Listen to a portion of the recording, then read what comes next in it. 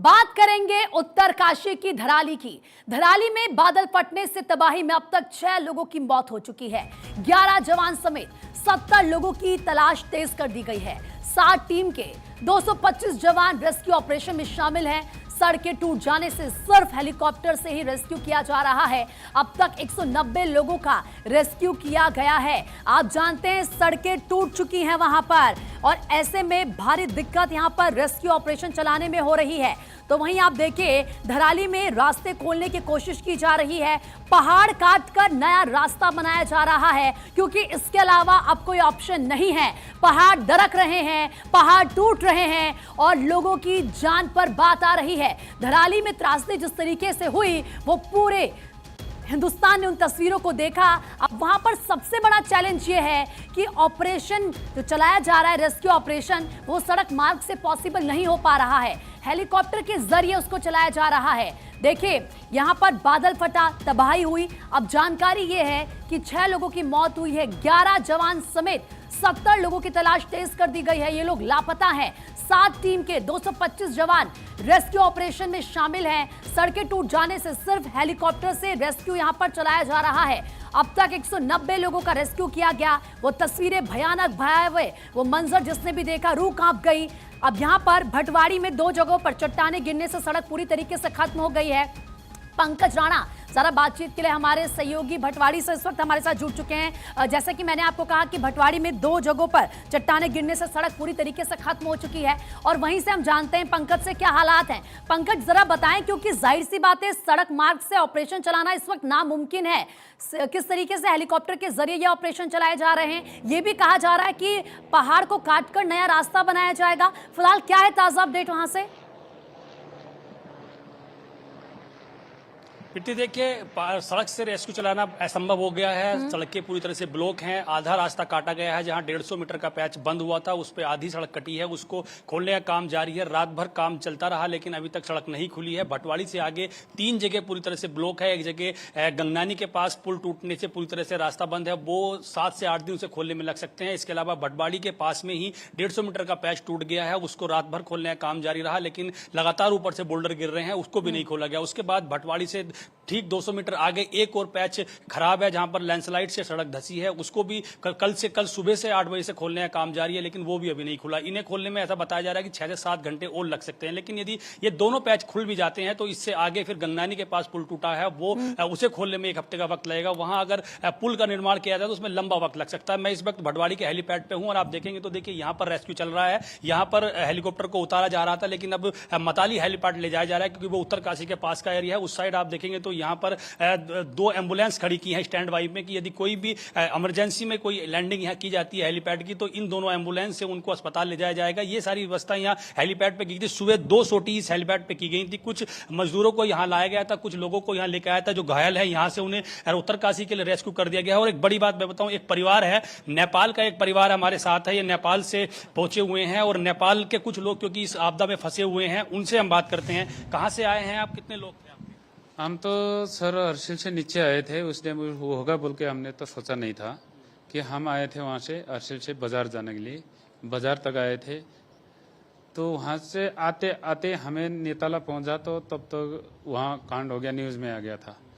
उसके बाद से हमने बच्चों को फ़ोन किया, तो थोड़ा से फ़ोन हुआ था कि मतलब एक मिनट लगभग बात हुई उनके साथ, कि उसने बोला कि जिससे बात हुई थी मेरा लड़का से, तो लड़का ने बोला कि पापा हम बचेंगे कि नहीं, बोल रहा था। पूरा पानी आ गया। उसके बाद लोग थे आपके? वो कितने लोग? मेरे 26 लोग थे। मेरे इंटर में थे 26 लोग।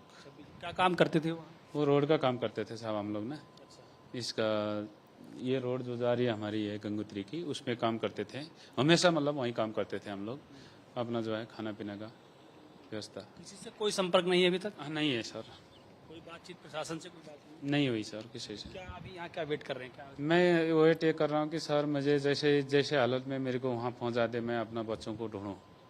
ये सोच रहा हूँ कि मैंने जिसे बात करनी थी, जिसे अधिकारी से बात करनी थी, वो उनसे भी संपर्क नहीं हो पा रहा है। उन लोग को आने का रास्ता नहीं है वहाँ से, जो अपना मेरे वो थे साहब लोग, कि उनको वहाँ से आने का जगह नहीं मिल पा रहा है, कि आ नहीं पा रहे उन लोग। आप भी इनके साथ में? हाँ, मेरी फैमिली है। तो कौन कौन लोग थे आपके वहाँ पे? मेरा लड़का था, बहू थे, नातिनी थे 2, कि 3 मेरे लड़के थे सब। 3 लड़के आपके वहाँ? हाँ 3 क्या लड़के। उम्र होगी? उन्हें की एक की है 20 साल, एक की 18 साल है, एक की 13 साल की है। नेपाल में किस जगह के रहने वाले हैं आप? हम जादरकोट के हैं साहब।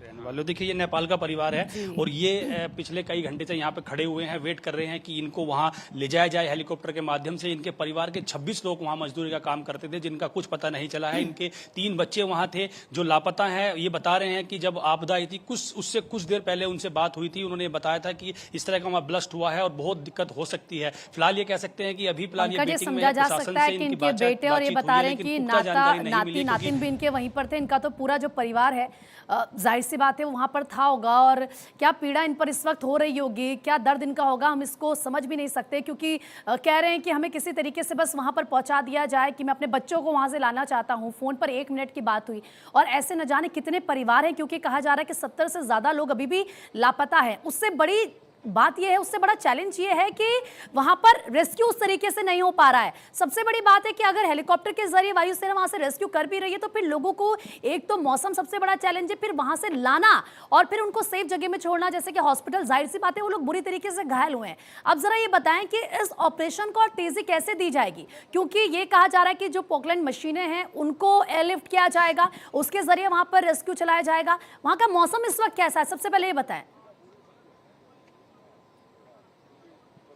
प्रीति देखिए मैं मौसम का हाल दिखा देता हूँ। मौसम बिल्कुल ठीक है, बादल अब छाने लगे हैं। ऐसा लग रहा है कि कुछ 1-1.5 घंटे बाद बारिश का सिलसिला हो जाएगा। सुबह 7 बजे से लेकर अभी तक पूरा मौसम साफ बना हुआ था और लगातार जो हेली सेवाएं थी वो यहाँ पर कनेक्टिविटी उनकी बनी हुई थी और हेलीपैड पर लगातार जो हेली सेवा है वो आ रही थी। अब मताली हेलीपैड जो आर्मी का हेलीपैड है वहां पर तमाम घायलों को ले जाया जा रहा है। और एक बड़ी बात ये बता दूं मैं कि चिनूक से कुछ मशीनों को ले जाने की कोशिश की जा रही है ताकि वहां पर जो कुछ ऐसी मशीनें जाए, पोकलैंड जाए मशीन जहां सड़कें टूटी है उनको शुरू किया जाए। सिर्फ एक माध्यम है हवाई सर्वे, जो हवाई सेवा है उसका एक माध्यम है रेस्क्यू पहुंचाने का, उसी के जरिए रेस्क्यू किया जा रहा है। दूसरा कोई माध्यम या नहीं है। सड़क मार्ग कई जगह बाधित है, वहां से लोगों को पहुंचाना बहुत मुश्किल हो रहा है। राहत की बात यह है कि कल शाम को जैसे जो मौसम खुला था उसके बाद 7 से 8 सोटी हेलीकॉप्टर की गई थी। यहां से एनडीआरएफ के जवानों को उपकरणों के साथ वहां थराली में पहुंचा दिया गया है, उन्होंने रेस्क्यू शुरू कर दिया गया है। इसके साथ साथ ही 200 से ज्यादा खाने के पैकेट वहां भेजे गए हैं हेलीकॉप्टर के माध्यम से देहरादून और उत्तरकाशी से,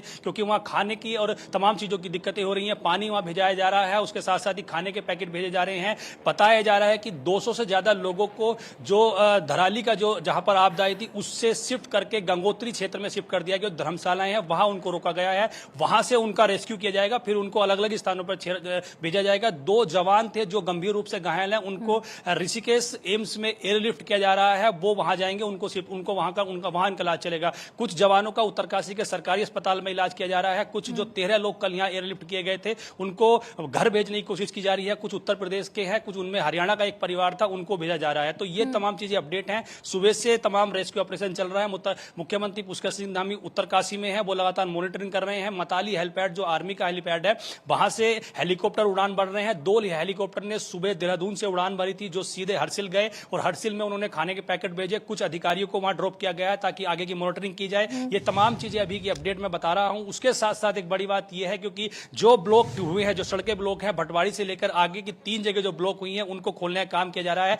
अभी ये सूचना मिली है जो ये भटवाड़ी से आगे कि जो भटवाड़ी से धराली है वो कितना किलोमीटर का रास्ता है कुल, और ये जैसे कि आपने जानकारी दी अभी तक अपडेट ये मिल रहा है कि 3 जगह भटवाड़ी से आगे 10 किलोमीटर, फिर भटवाड़ी से आगे 15 किलोमीटर यहां पर सड़कें टूटी हैं, पुल भी टूटा हुआ है, सेना उसको बना रही है। लेकिन जैसे जैसे सेना आगे बढ़ रही है वैसे वैसे जानकारी मिल रही है कि और भी जगह पर लैंडस्लाइड हो रखी है, और भी जगह पर पुल टूटे हुए हैं और इसीलिए ज्यादा मुश्किलें यहां पर हो रही है। निश्चित तौर पर प्राति देखिए भटवाड़ी से आगे 3 जगह जो जिस जगहों पे हमने रिपोर्टिंग की है, भारत 24 की टीम पहुंची है, वहां 3 जगह ब्लॉक्ड है पूरी तरह से, उनको खोल पाना बहुत मुश्किल है। सेना के जवान लगे हुए हैं, कोशिश की जा रही है। पीडब्ल्यूडी की तकरीबन 6 से 7 मशीनें वहां पर पोकलैंड और उसके साथ साथ जो जेसीबी हैं वो लगातार खोलने में जुटी हुई हैं। लेकिन क्योंकि यह बड़ा विषम परिस्थितियां होती हैं, जैसे ही उस पहाड़ को काटने की कोशिश की जा रही है तो ऊपर से बोल्डर आ रहे हैं, फिर वो ब्लॉक हो जा रहा है। तो ये कोशिश की जा रही है कि कैसे एक समतल जमीन को बना दिया जाए ताकि रोडों जो छोटे वाहन है कम से कम उनको निकालने की कोशिश की जाए। उसके साथ साथ ही गंगनानी का जो पुल बहा था वो एक बड़ी चुनौती है, उसको बना पाना बहुत मुश्किल होगा। उसको अगर टेम्परेरी तौर पर बना भी दिया जाता है तो सिर्फ पैदल यात्रा वहां होगी। और ये भी बता रहे हैं स्थानीय लोग कि गंगनारी से 15 किलोमीटर आगे एक पूरा पैच टूटा हुआ है। जब वहां पर भारी पानी भगीरथी नदी में आया था तो सड़क का बहुत बड़ा हिस्सा टूटा हुआ है, तो उससे 15 किलोमीटर आगे भी ये टूट जाएगा। अगर मैं भटवाड़ी से पंकज, मैं जो लौट धराली रही हूं क्षेत्र आपके जहां पर पास, उस आपदा है बीच उसकी एक बड़ी बात करूं। अपडेट मिल रही है, अपने दर्शकों को बता दें। बड़ी जानकारी ये है कि उत्तरकाशी आपदा को लेकर सीएम धामी ने बैठक की है। एनडीआरएफ और आईटीबीपी के अधिकारियों के साथ उन्होंने बैठक की है। देर रात उत्तरकाशी स्थित कैंप कार्यालय में बैठक की गई है। धराली में चल रहे बचाव अभियान की समीक्षा की है। सीएम धामी लगातार नजर बनाए हुए हैं, वो बैठकें कर रहे हैं। अब देखिए किस तरीके से सीएम धामी ने यहां पर एनडीआरएफ और आईटीबीपी के जो अधिकारी हैं उनके साथ बैठक की है। देर रात को उत्तरकाशी स्थित कैंप कार्यालय में ये मीटिंग की गई है। जो बचाव अभियान इस वक्त चल रहा है उसको लेकर समीक्षा की है। पंकज, आप ही के पास आ रही हूं क्योंकि देखिए देर रात यहां पर बैठक की गई है। जाहिर सी बात इस बैठक में यही चर्चा की जा रही है कि कैसे जल्द से जल्द यहां पर रेस्क्यू चलाया जाए, सभी लोगों को बाहर निकाला जाए, उनका उपचार किया जाए। लेकिन सबसे बड़ी बात यह है पंकज, इस वक्त एक सिचुएशन जो हम देख रहे हैं, तो मानसून है, झमाझम बारिश पहाड़ों में हो रही है और ये बारिश ऐसी है कि रुकने का नाम नहीं ले रही है। रास्ता अगर यहां पर बनाया जाता है तो थोड़ी देर में धंस जाता है क्योंकि पहाड़ दरक रहे हैं। तो ऐसे में ये ऑपरेशन कब तक पूरा हो पाएगा? ये कितना बड़ा चैलेंज यहां पर इस वक्त सेना के सामने नजर आ रहा है?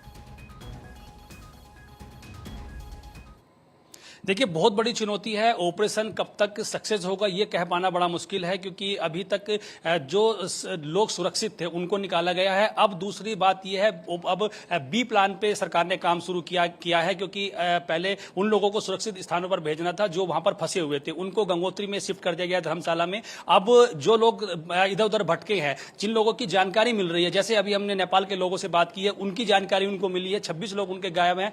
प्रशासन ने उनको पूरी तरह से मॉनिटरिंग किया है और वो उनकी तलाश शुरू की है। उसके अलावा जो उत्तराखंड के लोग हैं जो होटलों में काम कर रहे हैं, उनकी जानकारी जुटाई जा रही है, वो कहां फंसे हैं उनकी तलाश की जा रही है। मलबे में लोग दबे हुए हैं, उनको कैसे निकाला जाएगा, कैसे उनको बाहर निकाला जाएगा, ये तमाम चीजें वहां पर की जा रही हैं। ऑपरेशन मुझे ऐसा लगता है कि इसमें एक हफ्ते भर का वक्त भी लग सकता है, क्योंकि देखिए सड़क मार्ग है नहीं, फिर हवाई सेवा पर अगर हम निर्भर है तो इसमें बहुत बड़ी हमें कनेक्टिविटी करनी पड़ेगी और सिर्फ उसी वक्त करनी पड़ेगी जब मौसम साफ होगा। तो अभी मौसम साफ है तो अभी पूरी कनेक्टिविटी चल रही है, लेकिन जैसे ही वैली पैक होगी, मौसम खराब होगा, बारिश शुरू हो जाएगी तो फिर हवाई सेवा भी बंद हो जाएगी। ऐसे में यह बड़ी चुनौती होगी कि कैसे हम इस रेस्क्यू ऑपरेशन को आगे बढ़ाएं। हालांकि जो सरकार की प्राथमिक तौर पर काम था, एनडीआरएफ, एसडीआरएफ और सेना के जवानों को वहां पहुंचने का, जो इस रेस्क्यू ऑपरेशन को बहुत तेजी से आगे बढ़ाते, वो वहां पहुंच गए हैं। उन्होंने अपना काम शुरू कर दिया है। जहां ब्रिज बनाए जाने थे वहां ब्रिज बनाने शुरू कर दिए हैं। इधर से उधर जाने के लिए लकड़ियों के माध्यम से पुल बनाए जा रहे हैं, वो उस साइड जा रहे हैं, लोगों को निकाला जा रहा है। अब कोशिश की जा रही है वहां सबसे पहले कनेक्टिविटी बनाई जाए और जो वो लोग वहां पर फंसे हैं उनको सुरक्षित निकाला जा सके। इस वक्त सबकी नजरें वहीं पर टिकी हैं। लोग